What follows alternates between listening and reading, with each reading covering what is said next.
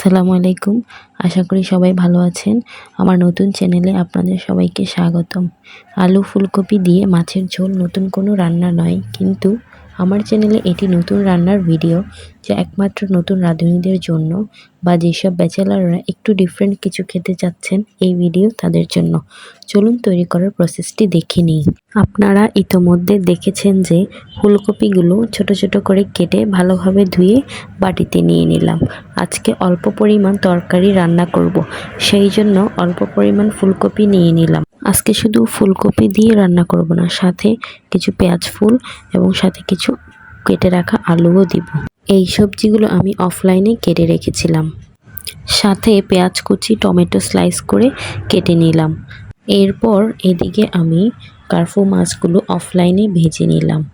এত ব্যস্ততার মধ্যে ক্লিপ নিতেই ভুলে গেলাম। তারপর একটি পাতিলে সয়াবিন তেল দিয়ে দিলাম এবং সেখানে কিছু পেঁয়াজ কুচি দিয়ে দিলাম। এখন পেঁয়াজ কুচিগুলো ততক্ষণ ভাজতে থাকবো যতক্ষণ না লালচে রঙের হয়ে যায়। বেশি ভাজলে পেঁয়াজগুলো পুড়ে যেতে পারে। যাতে পেঁয়াজগুলো পুড়ে না যায়, সেই জন্য চুলার আঁচ মিডিয়াম করে দিয়েছি। এরপর আদা বাটা 1 চামচ পরিমাণ দিয়ে দিব, সাথে দিয়ে দিব হলুদ, মরিচ, লবণ 1.5 চামচ করে দিয়ে দিব। এবার মশলাগুলো ভালোভাবে নেড়েচেড়ে কষিয়ে নিব এবং মশলাগুলো যাতে পুড়ে না যায়, সেই জন্য অল্প পরিমাণ পানি দিয়ে দিব। এরপর মশলার সাথে পেঁয়াজ কুচি এবং কেটে রাখা আলুগুলো দিয়ে দিব। সবগুলো পেঁয়াজ কুচি এবং আলু দেওয়ার শেষে একটু নেড়েচেড়ে ভালোভাবে কষিয়ে নিব।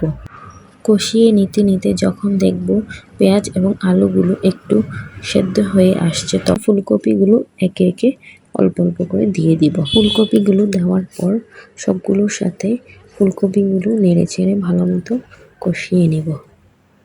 কষিয়ে নেওয়া হয়ে গেলে সিদ্ধ হওয়ার জন্য পরিমাণ মতো পানি দিয়ে দিব।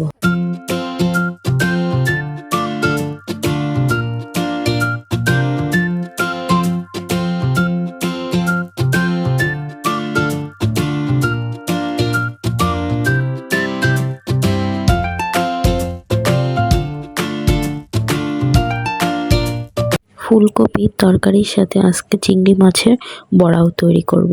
সেই জন্য চিংড়ি মাছগুলো শিলপাটায় বেটে নিলাম এবং সেই সাথে পেঁয়াজ কুচি দিয়ে দিলাম। সাথে কিছু ধনিয়া পাতাও দিয়ে দিলাম। ধনিয়া পাতা দেওয়ার পর 2 চামচ হলুদ গুঁড়ো, 2 চামচ মরিচ, 1 চামচ লবণ দিয়ে ভালো করে মেখে নিব। মেখে নেওয়া হয়ে গেলে এগুলো গোল গোল করে শেপ দিয়ে নিব, যাতে তেলের মধ্যে দিতে সহজ হয়।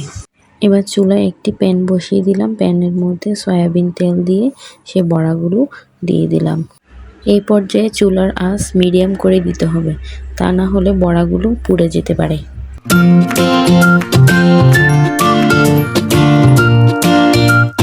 এই ছিল আজকের রেসিপি। কেমন হয়েছে কমেন্টে জানাবেন।